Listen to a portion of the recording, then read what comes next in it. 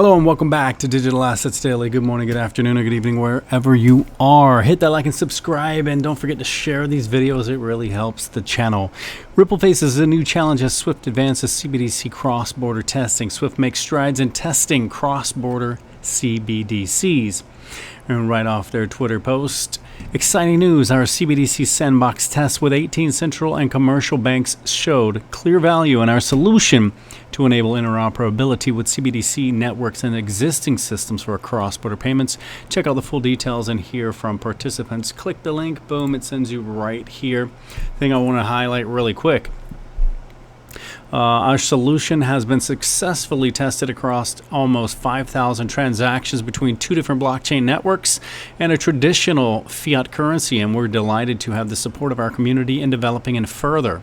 Many participants have made clear their desire for continued collaboration and on interoperability, and this is particularly pleasing, he says. Global collaboration, responsible innovation, the solution development and testing has truly been a global collaborative effort. Sandbox participants included the Banque de France, the Deutsche Bundesbank, the Monetary Authority of Singapore, BNP Paribas, HSBC, Intesa Sanpaolo, NatWest, Royal Bank of Canada, SMBC, Societe Generale, and Standard Chartered, and UBS. An additional 4 central banks were observers, providing input and feedback without participating in the sandbox. What I highlighted was during the 12-week collaborative testing period, participants processed a total of 4,736 transactions between the Quorum and Corda blockchain networks and between Corda and a fiat currency. So my first thought is, boom, that's a huge move for XDC, for Zenfin, as it's part of the Quorum, and again, it's the default on the Corda blockchain as well. I'm sure somewhere in there we're going to see XRP and Ripple pop up at some point, but I believe my first thought is this should be a big deal for Zenfin's XDC. Also too, we're going to get into the discussion here with Ripple and the SEC from a discussion directly from attorney John Deaton. So Deaton describes naming Ripple executives in a lawsuit as a major mistake from the SEC. The attorney believes the regulator placed an unnecessary legal burden on itself by naming the Ripple executives in the case. So attorney John E. Deaton has expressed that the U.S. SEC has made a major mistake in naming Ripple executives Brad Garlinghouse and Chris Larson in its enforcement action against Ripple Labs, Inc. The crypto law founder expressed the view in a lengthy Twitter thread yesterday as he attempted to explain the possible reason why Judge Annalisa Torres overruled the SEC's objections to Ripple expert testimonies on the non-securities treatment of XRP by other agencies. He noted that these testimonies spoke to whether Ripple executives were reckless not to know that XRP was a security, as firmly highlighted by the attorney.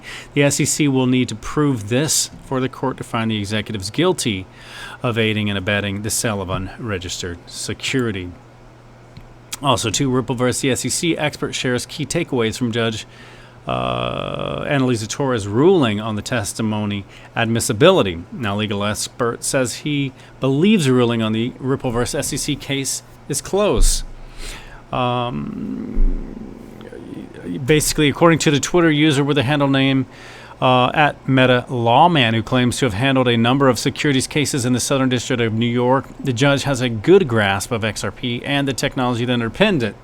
The law veteran said the judge showed an excellent command of the legal issues, claims, and defenses in the case, and as such, the decision is likely to be appealed. And also, too, we've shared on Twitter attorney Jeremy Hogan from his perspective on some of the rulings and the statements in the ruling, I should say, with Judge Annalisa Torres bringing up an example, and he believes that it's pretty much, this is my opinion, interpretation, that it's pretty much over in this sense on how she used her example.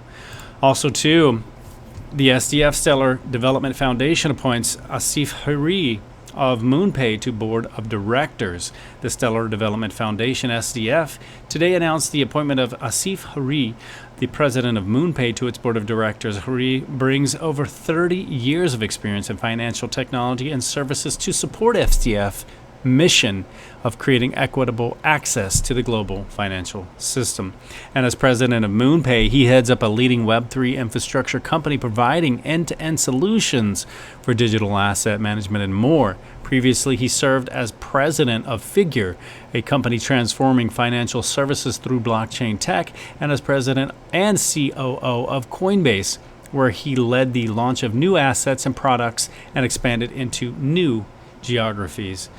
Stated, Asif has been on the forefront of innovative technologies in financial services and beyond, driving their development and adoption when they were nascent, said Danielle Dixon, the CEO and executive director of SDF. He has a deep understanding of how to scale the real-world application of blockchain tech, motivated by the goal to bring down the cost of financial services and make them more accessible for everyday users. I believe Asif's vision will help guide SDF and the Stellar ecosystem to deliver greater impact for more people.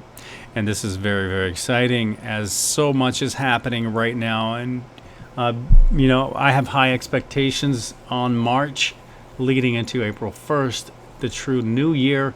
When you learn the history of April 1st, April Fool's Day, it's kind of a quick update. If you're unaware, basically what happened is they were going to change the date to January 1st when the true new year was April 1st. So then what happened, the king was very unhappy with that, and the people who decided to say, I'm not going to change the date, I'm going to still celebrate the New Year's as April 1st because that's the true New Year's. So then they were making pranks on them, and they were embarrassing and humiliating them every New Year's for them, which as they tried to change it to January 1st, the people who said, we're not going to bend to your rule, king, and continue to celebrate New Year's on April 1st, that's how April Fool's Day came about, was the humiliation of the people who chose not to move New Year's from April 1st to January 1st. Just a little fun fact there for you guys. Research that yourself. It's an interesting little history.